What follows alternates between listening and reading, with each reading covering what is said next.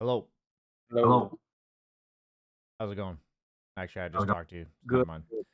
Yeah. But yeah, man. So I mentioned when I was just chatting with you, where I wanted to pick up in this session. I believe that the three heroes we had discussed were Medusa, Spectre, and Void. Void. Yeah, I have that on my list. Yeah. And so my immediate gut reaction is that the replay you sent me is gyrocopter. So I'm curious, Yeah. Because, yeah. what's happening there, basically. How has the three hero thing worked out? Did you try it? Did you not try it? Was there something you'd like to change? What's going on? I tried it. It's just that the hero that I was supposed to use for this game was banned. So I was supposed to use Faces Void here. When you say supposed to use, are you saying you think it's the best out of the three in this game? Sorry, can I watch your stream? Uh, why do you want to watch my stream? Oh no. I mean like sorry, like can I watch your screen? Yeah, there. Sorry. Yeah. Yeah.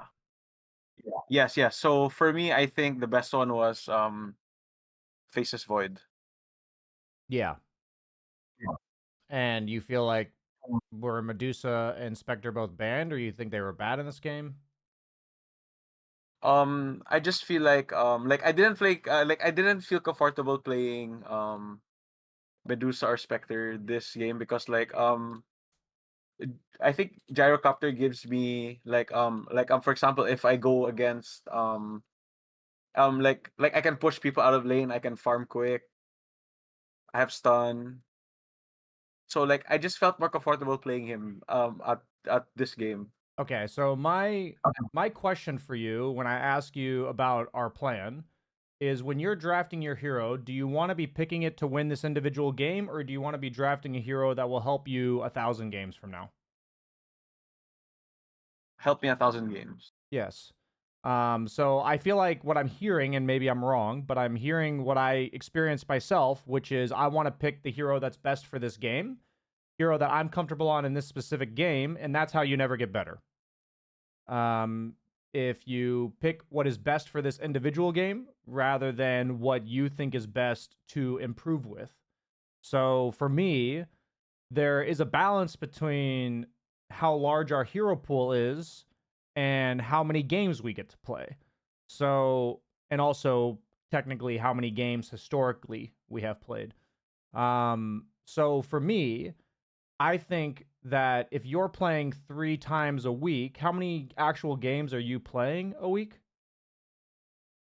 So 3 times a week, I try to get 2 to 3 a day. So So around it's nine like games. eight. It's But like 8 or 9 games a week. yeah, but this week I only had to get 5 or 6 Okay, games. And some of them were the token issue, like with what happened yesterday. I got you. I got you. So for me, if you're playing 8 or 9 games a week, my guesstimation would be that 3 or 4 heroes max that you are going to be good at. Like it is way more important, in my opinion, that you are good at the hero you are playing than the hero is good in the game. I think it is a prerequisite that you are incredibly comfortable on whatever hero you are playing. So, like, if I know myself that I'm a silver tier carry player at a given hero, which is what I'm seeing on my screen for you, and I haven't played this hero more than 5 times in the last week, I'm going to suck. Like, that's what's going to happen in my Okay. experience. And so, even if it's the perfect game for this hero, I I think it is basically a waste of my time in regards to improvement to pick a hero that I think is good for the game. I used to fall into this trap a lot, and what would also happen to me was I would play poorly and be like, "Oh, I just shouldn't play Gyro." And then, so for me, what I've changed that to is that I'm incredibly intentional about the heroes I'm picking. Like I Okay. give myself like a very strict guideline of what heroes like if I look at my hero grid, I know there looks like there's a lot on here, but if I give you my actual explanation, when I play off lane and mid, I literally pick one of these three heroes every game. And unless I get to see one of my like specialist heroes be like really good in that given game. I like these other ones you can basically ignore. They're just kind of on my radar because they're heroes I do like to play. And then when I'm playing carry, 80% of my games are these three guys right here. And the only reason I even consider these other heroes, if you look, it's like 26, Gyrocopter I just see in the meta a lot, and I have a decent amount of games on him. Terrorblade level 24, Void level 23. Like, these are my best heroes, so I put them here. I haven't picked any of the heroes in this bottom row at all in, like, the last 2 months. And the only hero I've picked in this row is I've dabbled in a few of these, and my point is that if I dabble in them, I'm trying to be more intentional about picking them more often. Where I'm like, okay, I'm not just going to pick one game of Razor and see how it goes. I'm like, oh, I've been seeing a lot of Axe, and Razor's good against Axe. So I'm going to pick Razor whenever I see Axe. Like I have like a very specific reason for adding Razor to my hero pool that patch. Like, this is just an example. I'm not actually really doing that. I'm just giving an example. Yes. So for me, like, there was a ton of Huskar players. I'm like, I'm not very high level on Huskar. Like, you see, I'm level 8, but he's actually one of my most played heroes historically. Like, I've played a lot of games of Huskar. I just kind of stopped playing him because he used to be a carry back when I started playing Dota, and now he's more of a mid. And I'm like, oh, there's so many people playing Huskar. That's sick. So, like, I'll just start playing Huskar. Why not? I, like, call back the good old days. And then what I noticed is people started picking Viper in response to Huskar. So I'm like, well, and also they have this, like, Viper build that maxes out his W and farms and stuff. And I'm like, okay, that's good. And then I'm like, oh, I'm also seeing a lot of Slardar. So, like, because I'm just seeing these three heroes and it's not my main role, I have this, like, web of, like, oh, this is what I'm seeing in my games. This is what I'm going to pick. But where I started was in this patch is, oh, these three heroes are really good. So I picked them a bunch of times. Like, if we scroll down, it was like a while ago. Yeah, you see like a bunch of Troll Jug Ursa in here. Like, it's not every game because I don't get to play my favorite role every game or whatever, but you see a lot of Troll Jug and Ursa. And the point is that I play way more Dota than you do.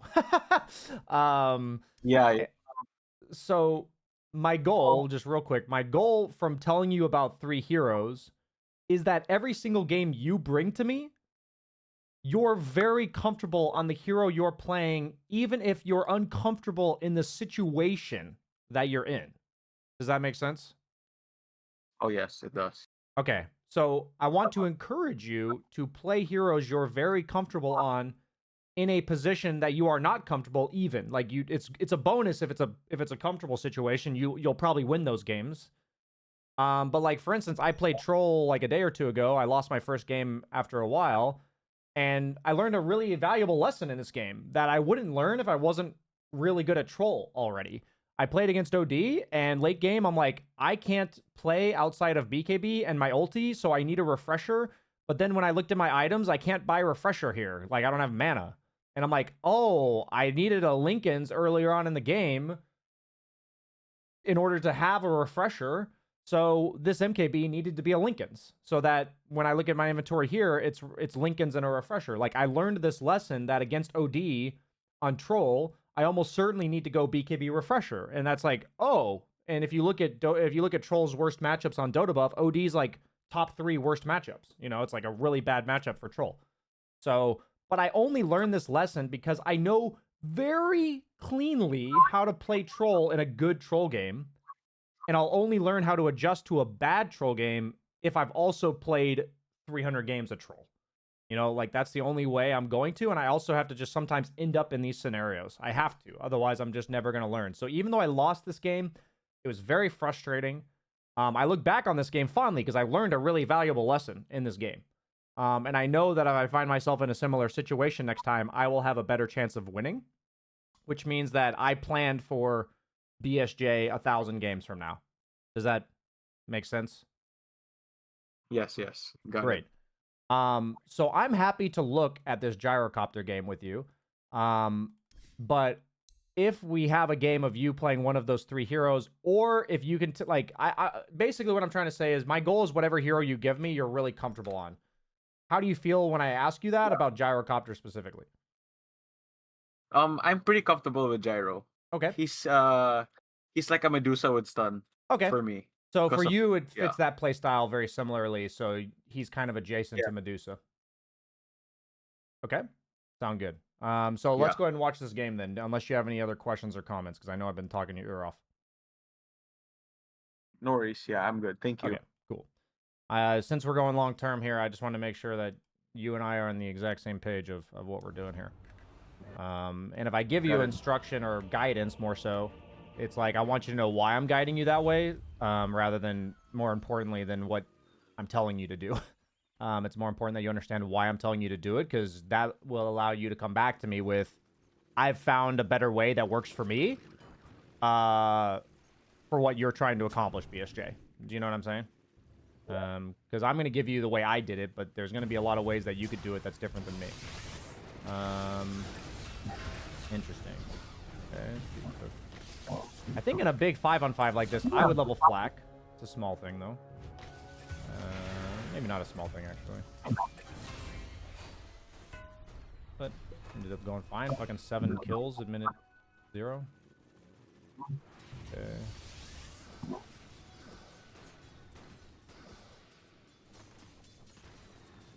Have I talked to you about CS Trainer? Sorry? Have I talked to you about CS Trainer? No. Okay. Have you ever done CS Trainer? CS trainer? Yeah, this thing. No, I haven't. I haven't. It's either this, or you can always just go into like a demo lobby where you demo the hero. With this. But basically, I've done so much CS Trainer in my day that I can pinpoint that somebody hasn't done CS Trainer by watching one creep wave. Okay. Yeah, yeah. I have. And go ahead. No, sorry. I was saying that I haven't done that ever. Yeah, so the reason I know you haven't done it is because I just see this, right? Like this, literally this is me going, oh, he doesn't have a good sense of Gyro's base damage, and he doesn't have a good sense of like when to attack. And then I'm just like, okay, it's not a matter of you being bad at Dota. Like, you just don't do CS Trainer. So what CS Trainer? Okay, I'm going to show you 2 of these creeps you missed real quick. Yeah. So when you're timing this creep, I want you to pay really close attention. Sorry, I accidentally rewinded there. No worries. So when you're about to hit this creep, I just want to remind you and everybody watching that you're like 6k MMR, okay? So this is stuff that I would teach if you're 1k. Just to be blunt with you. So right now, the way you're CSing, you're walking your hero back and forth and then turning in order to CS. Do you see this? Like, your hero's doing this and then turning. So your turn takes like a quarter of a second, right? So then you mistime the auto attack. If you add your turn rate to CSing on Gyro, that literally infinitely increases how long it takes you to attack, because this hero has literally no attack animation. Okay? So like, you know, if I'm facing the creep that I want to CS, like, you can even practice this on your, like, you should practice this on your own and show yourself what it feels like. So I want you to try to time every CS with no opponent walking like this. What you are doing. You're doing this. I'm going to try to time this as deny. Like, you can just you can just practice this. Like, oh, this is how it feels. Like, I'm just going to go back and forth. This is what you're doing. Oh, I missed it. I'm not even like intentionally missing it. I'm just... So the point is that if you're doing that and you're including turn rate in your CS, what you're not doing is making your timing window as easy as possible. So what I teach people, do you use A or do you use right click in order to attack things? I use A. Okay. So what I tell people is A stop. A. A stop. A.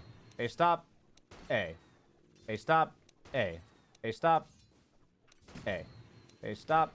Like, you see what I mean by A stop? Like, I'm A, clicking the creep, and then telling my hero not to attack, and then I'm facing it. And that will make my CSing timing way better. So in these moments where you're against, like, Marcy, and she's, like, contesting you for the CS, maybe you're not going to get all of them, but you'll be as best timed as you possibly can. And you're not going to be doing this back and forth. And this is what CS Trainer is for. Is that for anyone watching, including yourself, if you are not A stop Aing, or, like, putting your hero facing the direction of the creep, then you're already gimping yourself. Now, that's like I'd say that's like I teach that to 1Ks because that's in my opinion, the most foundational way that people gimp themselves. So then, you know, Gyro's different than Medusa in the sense that Gyro has no attack animation. But what Medusa can do is she can, if you use a stop, that's great and all, but it actually doesn't work for any other hero than Gyrocopter and Sniper specifically. And the reason that I say that is because if you look at every hero in the game, they all have this, like, when I click A on Medusa, she, like, winds up. You see that? Like, she, like, eh. Yeah. So the only way to remove this is to hold right-click down and spam stop. And, like, I'm consistently canceling my attack animation. Like, that's what I'm doing. And it lowers the amount of time between... So what I'm doing is I'm holding right-click, spamming stop, and then the way that I effectively time my CS is by no longer clicking stop. Like, that's what I'm doing. Okay. So I'm effectively, like, releasing the trigger rather than pulling it. So this is what I would argue 99, if not 100% of high MMR players do. Where they have this form of, like, animation canceling with right-click.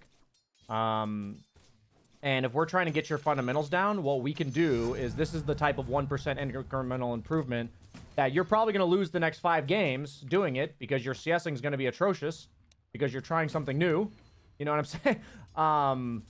But in the long run, you'll have much better CSing. And so I've implored, I think the most powerful thing I've done for myself, and I've told every coaching student, is to spend 3 minutes a day doing this. Where you just spam right click. You're just practicing things you've never done before. You know, you're just doing it. And then when you get into the game, I don't need you to focus very much on what you're actually doing. You can just let it go out, but as long as you're spending time on these drills, then you'll get better. The only thing I'll say is that if you've, like, never done this before, I would increase that to, like, 10 minutes. And then by, like, the 4th time, you can make it 3 minutes. For me, this is, like, by far the best time investment and energy investment for someone like yourself or anyone else who's trying to get better at CSing. Because if you don't do this, you're going to be randomly missing 3 creeps in the first creep wave, and there's nothing I can teach you that will give you that 120 gold back. So, Okay. that's why I'm emphasizing it. So, importance of CS trainer. I'm just putting this in the notes for you. And I'm giving you this official rule, and you do have to listen to this, okay? Okay. Do not play a hero you have not CS trainered on in the last week. Okay. That is your... You don't need to necessarily stick to the 3 heroes we talked about. But I need you to at least be like, I feel like, oh, you know what? I noticed that last time I would have wanted to pick Gyro instead of Dusa. So I'm going to CS trainer Gyro, and then I'll pick him next game. Something like that. Okay? You know what I mean? Yeah. Okay. Okay. It's like my FPS is crashed. Where's my FPS? Cool.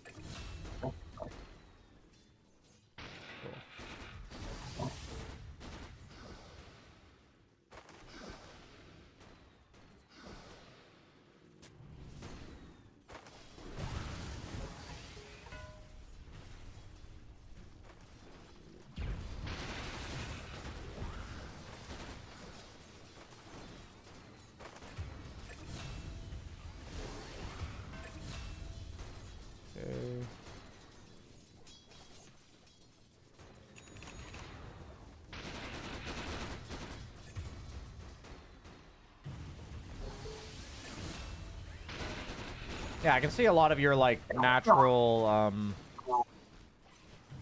like, I can see how you're 6K. Like, you've played this game clearly. It's like one of those things where you literally have aspects of being an 8K, and you literally have parts of your game that I could teach to a 1K. So it's a very interesting dynamic here. Yeah, because you haven't played in a while.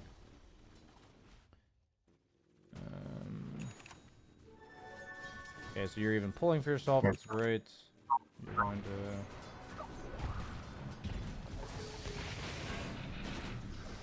Okay, my question is, how do you feel about Marcy as an offlaner?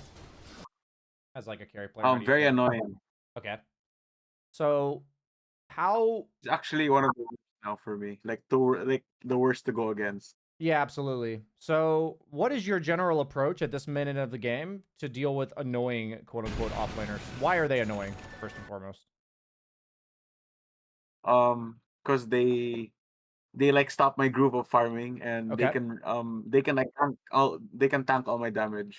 Okay. I mean, she can tank all my damage. Yeah. I think you nailed it on the first thing. You said they can stop my farming, my groove of farming. Do you know how we solve that as a carry player? Go to the jungle. We spend as little time in Or lane as humanly possible. So if you're telling me that you don't like Marcy, then what would reflect that in terms of what I'm looking at is you walk up to this wave, you rocket her, and you flack right now. Like literally right you push now. out. And you're just like, I don't want to deal with this bitch. You rocket him so he doesn't fuck with you. That's what the rocket's for. And then you flack immediately so that you are in lane as little time as possible. Do you see what I mean? Yes. So I asked you what you thought of Marcy. My entire connection I'm making is the more annoying the enemy is, the less time you want to spend in lane. Your response of go to the jungle is on the right track, but we don't want you to just say, okay, go jungle now. This guy's annoying. We want to consciously gauge how long we want to stay in the lane. Or sorry, show in the lane, not stay, because a minute like 6-7, most carries aren't quote unquote staying in lane, right? They're just either showing up in lane or not. That's generally what most carries are doing. And the only question is how long are we willing to show in lane? And how far up are we willing to farm? So like, are we willing to be here or will we just die? Are we willing to be here or will we just die? Are we only willing to be back here? You know, there's like some line that we think of that tells us how safe we are. So, you know, questions about laning here. Questions about laning, like 5 minutes plus. How far up can we show / go? And how long do we want to show ourselves in lane? And this one, I'm just typing these out for you. This one largely has to do with gank threat or annoyance level of offlaner. Does all of that make sense to you? Yes, it does. It does. Sweet. So my goal for you, the problem that I would say 99% of Dota players who are not consistent have, which I actually think is a large portion of Dota players, the way that you fix this problem is not by memorizing Marcy's annoying and I need to push the lane with Rocket and Flak. You fix this problem consistently across all heroes in the game by asking yourself, how annoying is the offlaner? How long do I want to show in lane? And how far up can I walk?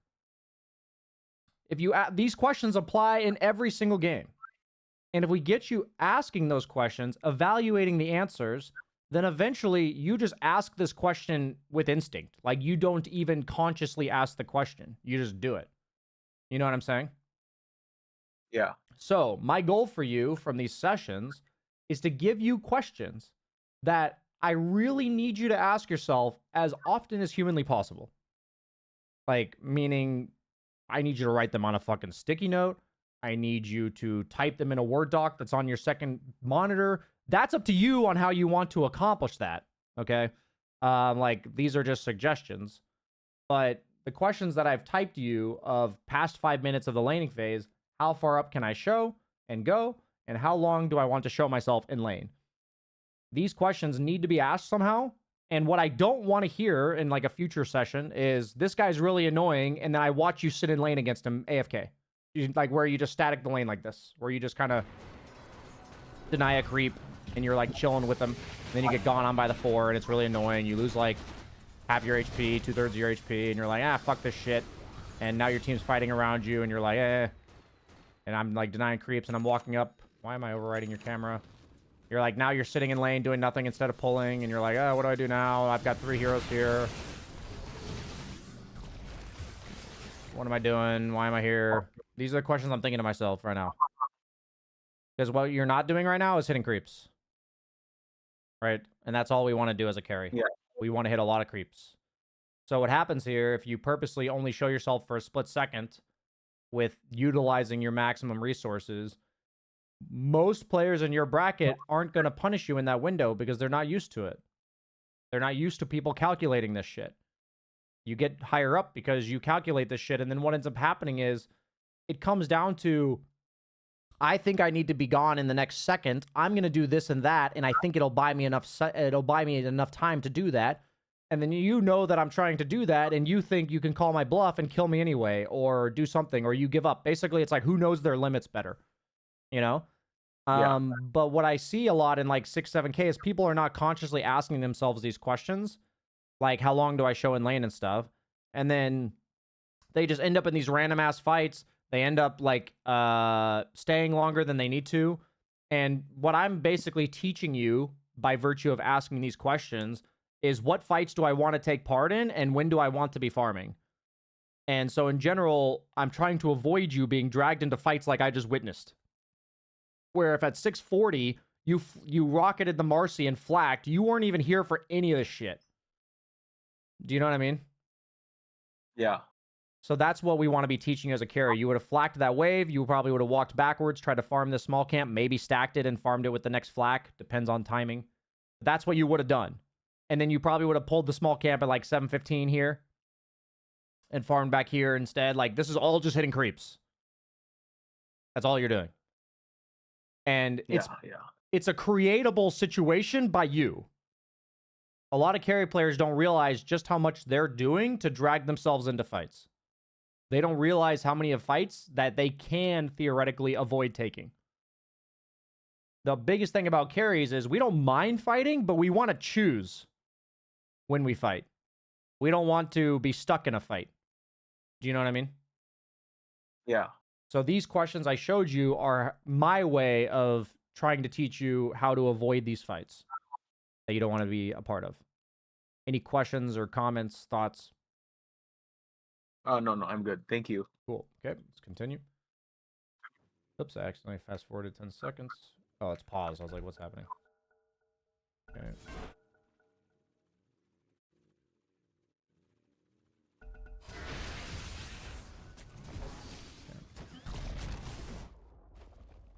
What I've tend to notice as a carry player is when I get dragged into one fight I don't want to be into, it goes way longer than it should. I end up in like 4 more fights, and then I leave lane like this or some shit. It's very snowbally.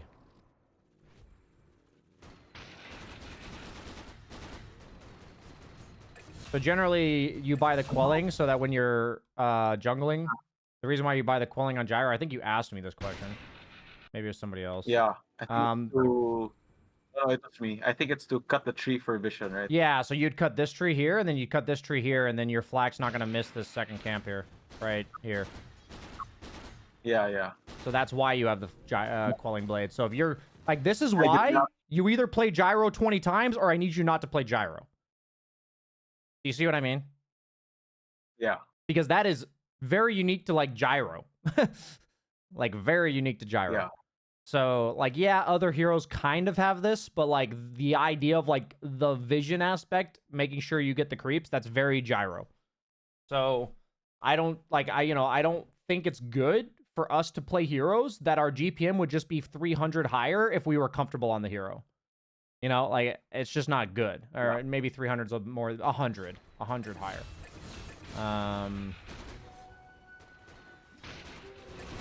Okay, so, I mean, you're doing the natural, like, farming 2 camps at once, stacking them when you do it. Okay, you showed up to a fight. I mean, for me, when you do this and you see a fight going on, my question is, based on your resources and situation as a carry, do you want, like, what, are you, like, excited to go to this fight? What are your thoughts when you go to this sort of fight that's bottom right now? I just wanted to help as much as I can. Like,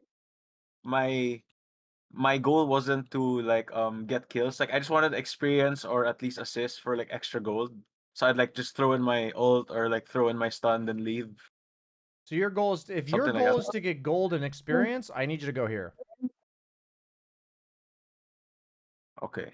Yeah. What I'm saying I is didn't see that that. if your goal is to be here's how I look at carry. When I'm either at every moment in the game, I'm either super strong thinking I'm ready to fight whenever. It can be at 8 minutes, meaning like I had a really good start to the lane and I have Chronosphere or whatever, and I'm ready to fight. And so I can be ready to be like, oh, there's a fight going on, I'm going to go. But there's games where, like, I think you're like 5th or 6th on the net worth. I may be wrong. You are 4th. Okay. So you're 4th on the net worth. So I was thinking you're like in the middle of the pack. That's where I was thinking you were at. You're a little bit above the middle of the pack. But for me, Gyrocopter is a carry that can show up to fights, but he's also like the way I play as carry, and I think most people should embrace this, is that if there's a wave to farm very close to you, we should take care of that first and maybe look to TP to a fight if it's still going. So like in this case, like I would want you to go here immediately. And what that's going to do is that if this fight keeps going, somebody on their team is going to like TP mid to defend this tower, or the tower is just going to like take half its HP and damage. And if they don't TP there, it takes half HP and damage. If they do TP there, then you might have a way better opportunity to go bottom and help the fight. Does that make sense? What I'm going Yeah. for? So Yeah. I think the first 15 minutes of the game as carry is almost purely gauging how much farm I can be getting whenever I see a fight break out. And I need you to be able to tell me what that is before you decide to go to fights. Because I need you to be consciously aware of what you're turning down to go to the fight. What I'm basically encouraging you is, what is the cost of going to this fight? The cost is your time. You're spending like 20, 40 seconds, mana, HP. You might die, so there's like a risk factor. And these things are a shit ton of unknowns, okay? Meaning like, how long is the fight going to be? How much HP are you going to lose? How much mana are you going to use? How many kills are you going to get? These are all unknowns. So it's much more difficult to gauge that. So what I would want you to be able to say to me is, I willingly gave up the mid wave, the next mid wave, pressure on the mid tower, and stacking ancients in order to go to this fight. Like, that's what I could have done during this time. And that would be what I want to be your gut response to any fight you show up to. Is what could I have done instead? What could I have farmed, basically? And what's going to happen is there's going to be times where the farm you're missing is really not that important because you've thought about this a lot. You're like, oh, maybe I'd get 5 creeps or something. There's 1 jungle camp and that's it. Or go to this fight. So it's like, okay, even if I don't help that much, it's probably worth going to this fight because, you know, I'm missing 1 jungle camp. It's 10:40. There's only 1 jungle camp left. Let's say like this mid wave is like up here because like tier 1 tower is already gone. This wave's like all the way up here. These 2 camps are already farmed. Yeah, go to this fight. You know what I mean? Yeah. That's how carries at the highest level decide if they go to fights. It just boils down to understanding how much farms around them, how much are they giving up, and then they're making an opportunity cost choosing to go to the fight. So, Got it. when choosing fights, this is important for like analyzing your own games as well. Like you can watch your own games back. Draw attention not to what is happening or what you want out of the fight, but instead what farm are you missing by going. So we want that the farm that you're missing is much easier to calculate. It's like it's 2 creep waves, a jungle camp, and a stack. It's like that's like very easy to calculate. You know what I mean? As opposed to how many heroes are gonna die, how long is it gonna take me? That's very difficult. And usually the team fight ends up being a vibe check. Meaning like, okay, I'm gonna miss a whole creep wave, but the vibe check of this team fight seems better than that. But we need you doing the first part first. Any questions or comments? Okay. No, I'm good. Thank Yeah, a you. lot of this stuff I'm teaching you is order of operations. You've probably got the tools of like half the stuff I want you to do. I'm just going to flip the order of operations, the priorities for you as a carry player. In this case, we're shifting it towards farming. So, like, the exact timer on the map right now, what I would have imagined is you had walked mid, cleared this wave, you'd be about to hit mid tower, and then you're looking at this fight, deciding whether or not you're going to TP. That's how I would have approached this situation. Just for your exact understanding of what I think is optimal. Yeah. Do you see what I mean? Yeah. I Okay. understand. Cool. If we can farm away from fights and then TP to them rather than walk to them, it's like infinitely better. Because then we're giving ourselves a choice to show up to this fight or not. While we're farming. Rather than missing farm and walking to the fight.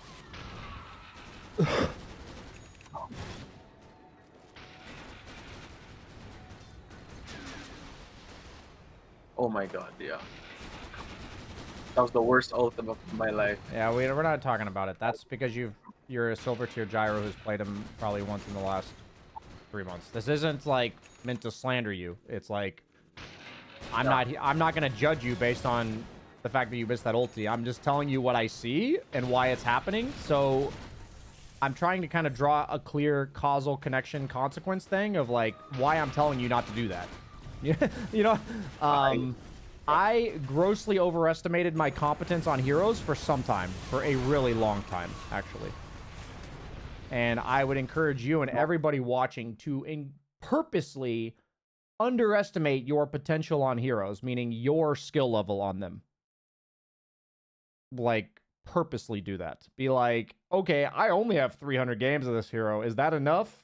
You know, it's not meant to be like make you insecure or lose your confidence. But I think a lot of us need that reality check of what the difference is. Like, I forgot about this until I really started grinding only carry again. And I was like, wow, playing heroes I've played 500 times, this is so easy. I was just like, wow, I haven't played Troll in like a year, but I've played him 400 times. So this feels like riding a bike. But then I'm like, well, I'm learning Viper and I suck. And it's like, well, on paper, Viper has like 2 buttons, you know? But I don't understand the hero's limits. I don't know what he does. I don't know his items, you know? So yeah, for you, it's that's what I'm trying to show you is you're gonna do stupid shit when you're learning heroes. So we don't want you to learn a hero and then not pick it anymore. Because then you only spend your games doing stupid shit.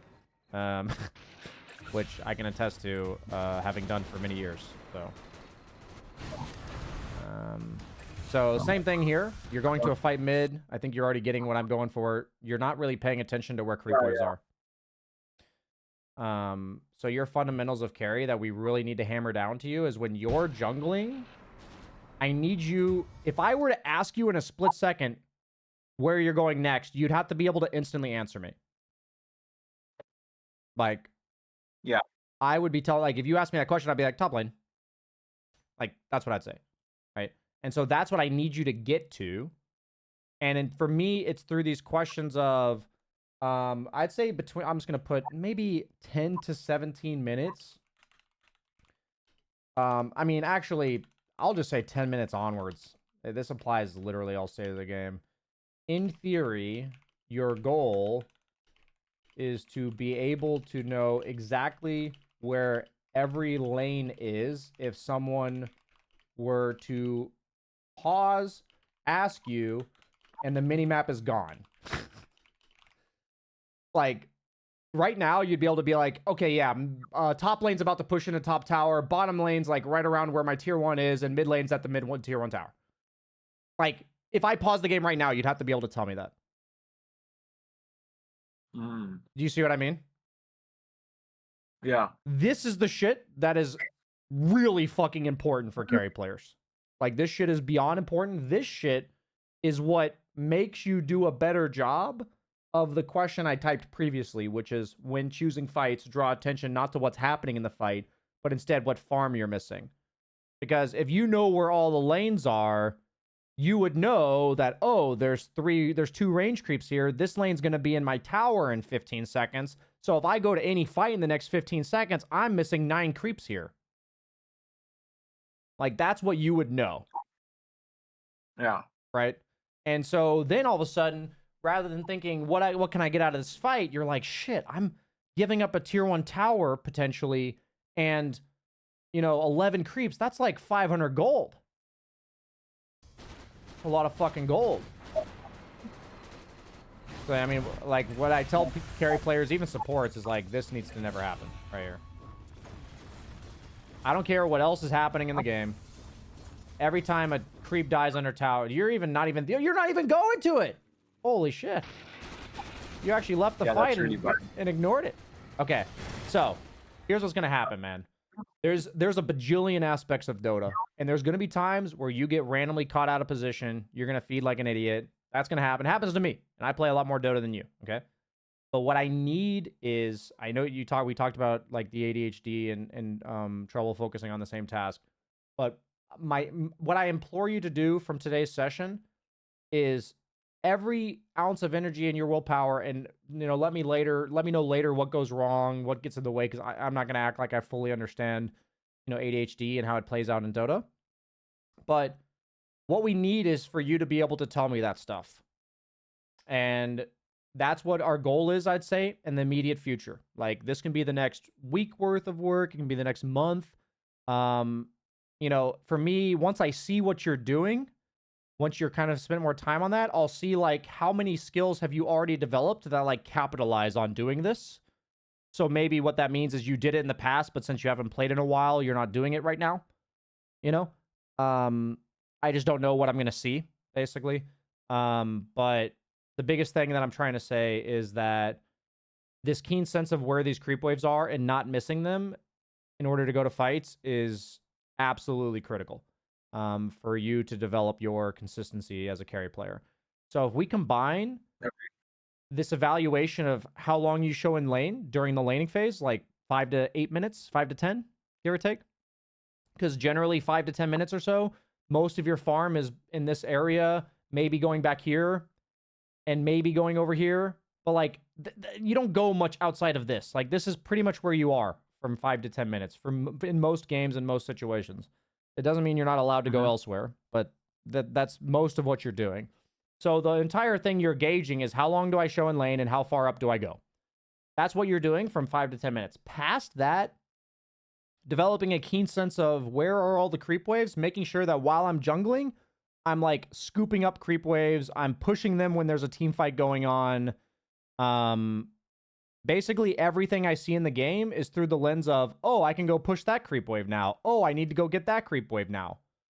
Do you see what I mean? You interpret fights that way. Yeah. And that's what we want you doing. Any questions about implementing that? Thoughts that rattle off in your head, or just something to digest for now? Yeah, I'm good. Yeah. Okay. Thank cool. you. Yep. Cool, man. Okay.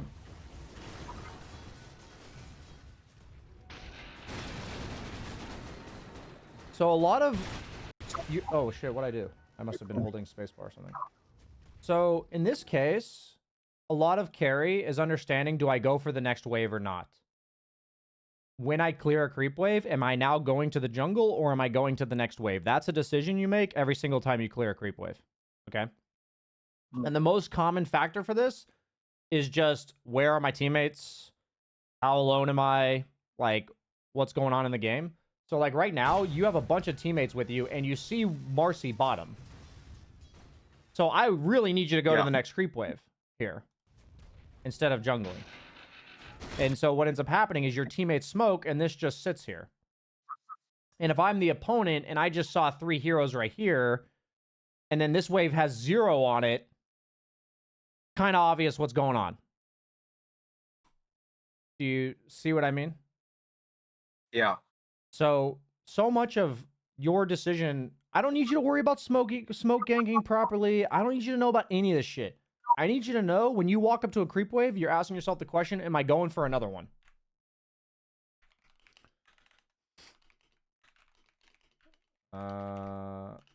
Yeah.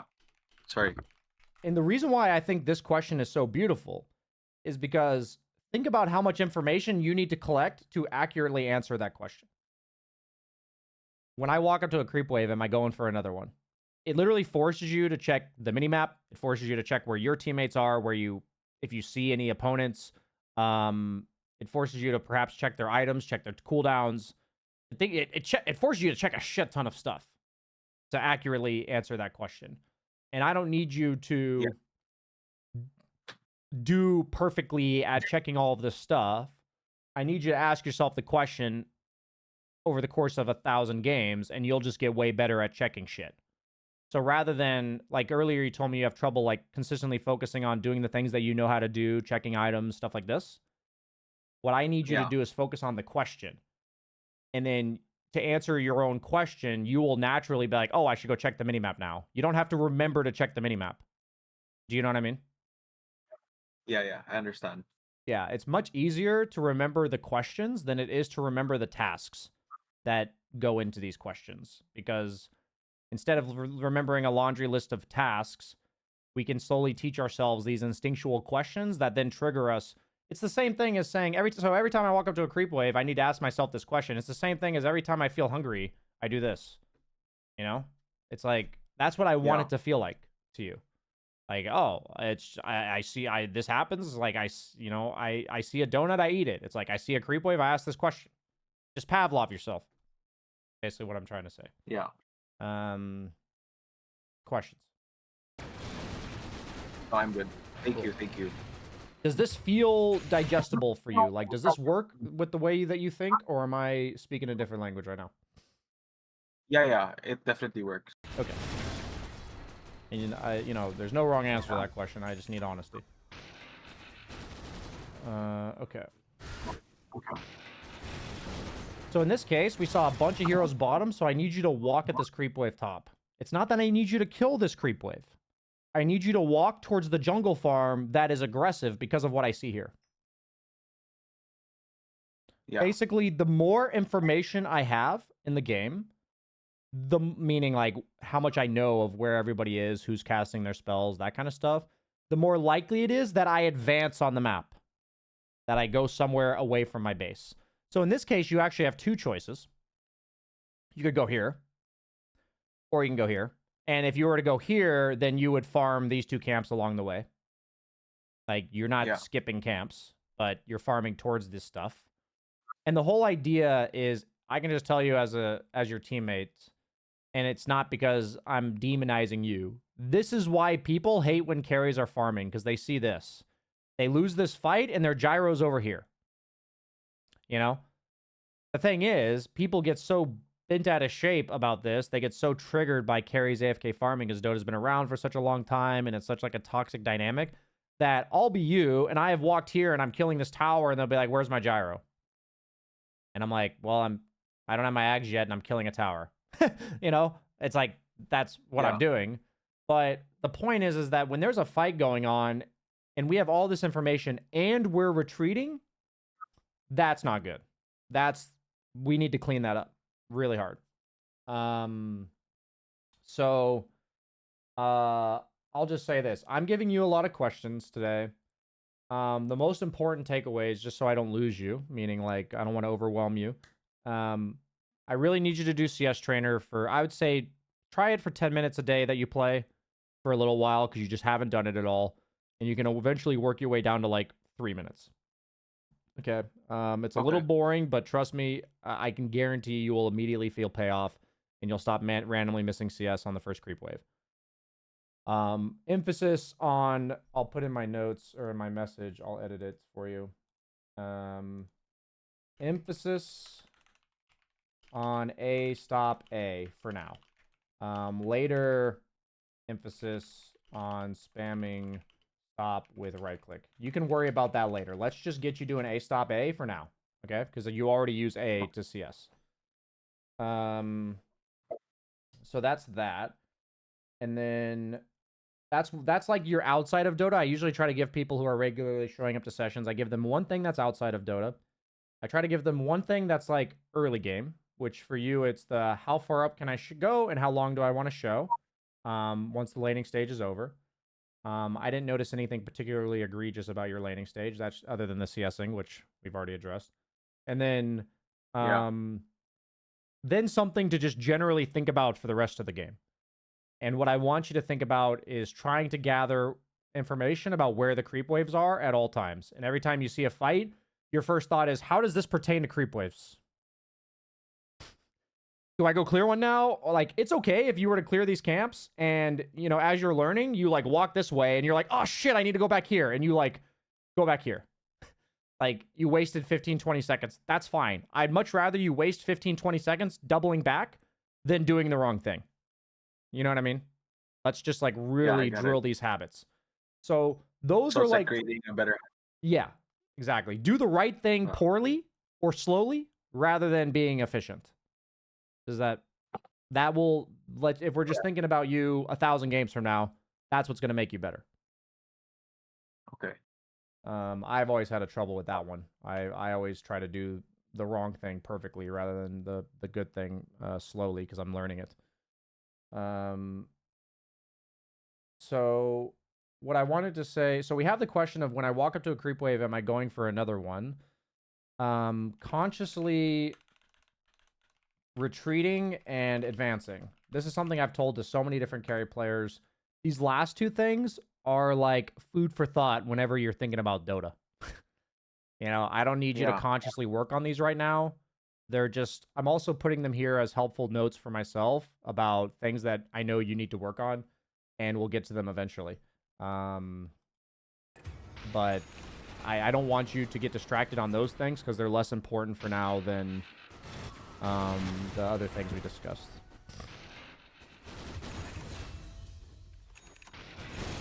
Yeah, I can see that you're purely in this rinse and repeat farming pattern way too much. You've spent the last 7 minutes farming the exact same camps with no regard for creep waves.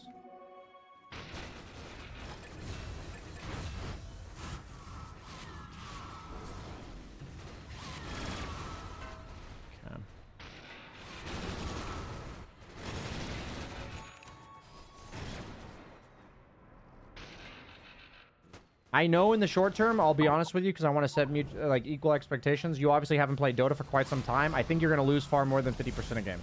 Like, probably 60% of games, I would guess. Yeah. And that's just going to be how it is. And that's okay, because, you know, your skill level is according to when you did not take a break. And I know you've been really busy with life, so just want to set that expectation and know you're not doing anything wrong if you're losing, because I'm expecting that more so than anything.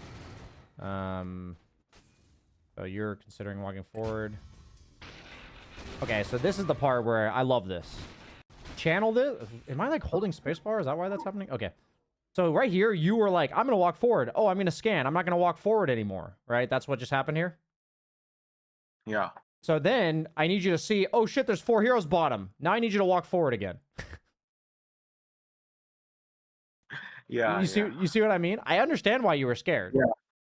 But like, however long it takes you to walk forward after seeing this information that tells you you're safe to walk forward, that's your skill level. Are you with me there? Got it. Yeah. You already have the instinct for what you're supposed to do. And so we need you to interpret, like, so honestly, I think my #1 goal for you is how often can you check the minimap? And when you check it, interpret that information through the lens of, am I going to a creep wave or not? That's all. That's what I need you to focus on for the next however long it takes to drill this out, you know, because you're rusty. So that's what I need you to focus on.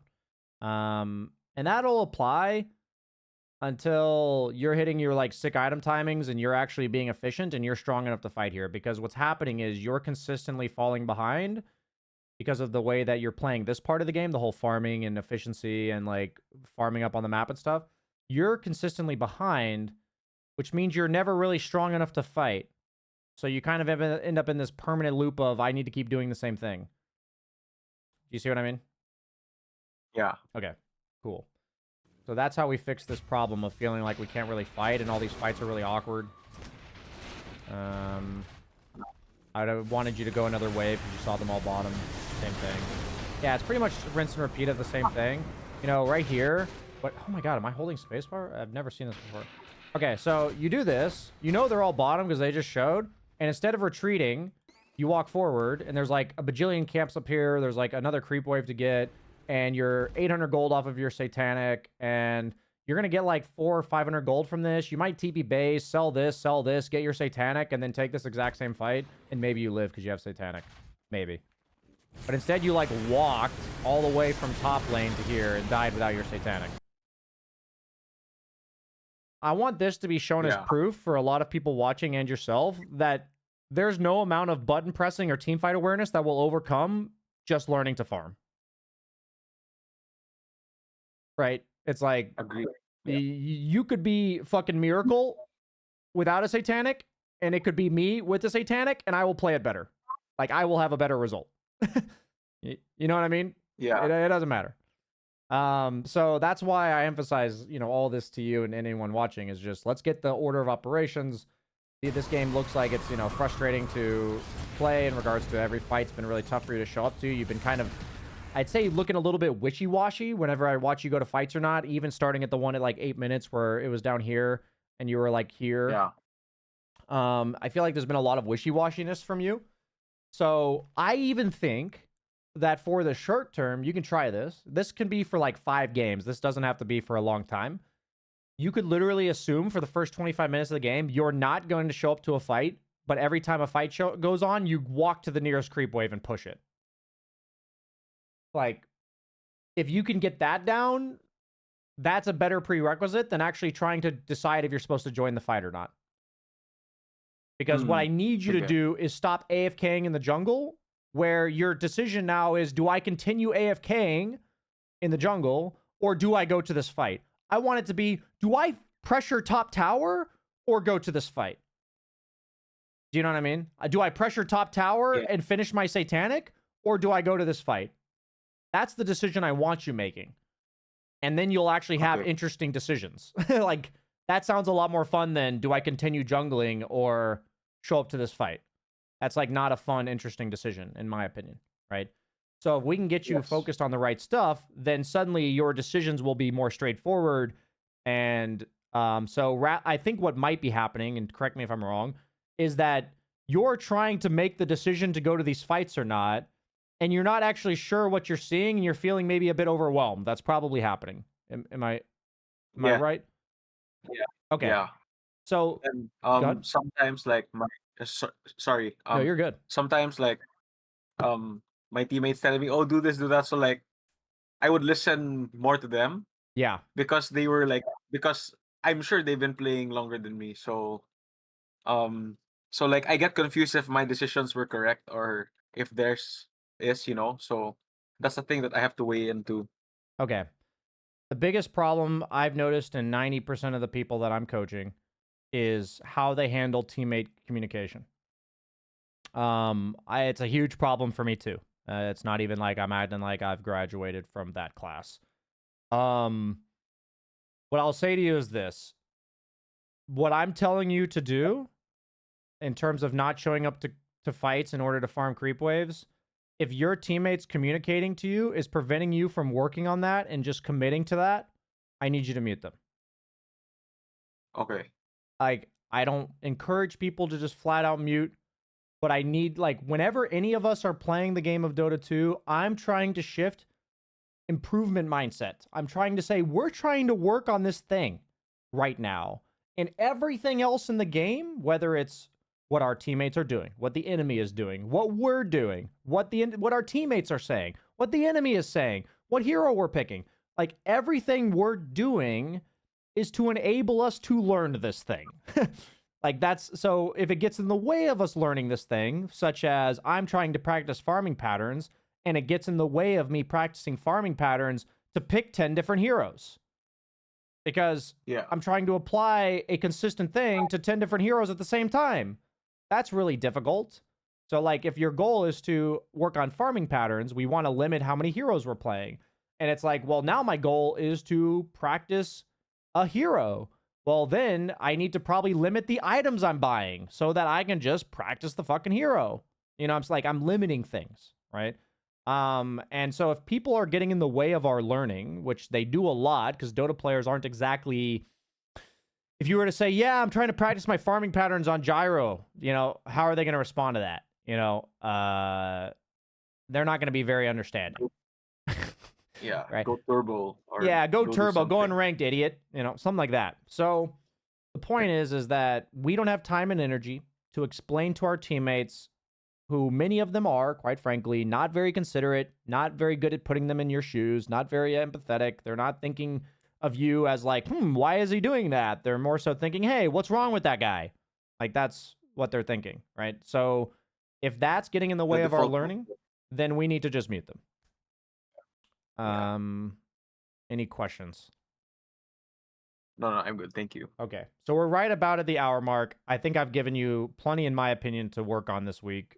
Do you have any Yeah. final questions before I send you off? No, I'm good. Thank you so much. Awesome, man. Don't book your next session. Just we'll use the one you had from yesterday sometime next week, and we'll figure out a time. Does that sound good? Okay. Thank you so much. Will Cool. do. No problem. See you, dude. See you. Okay.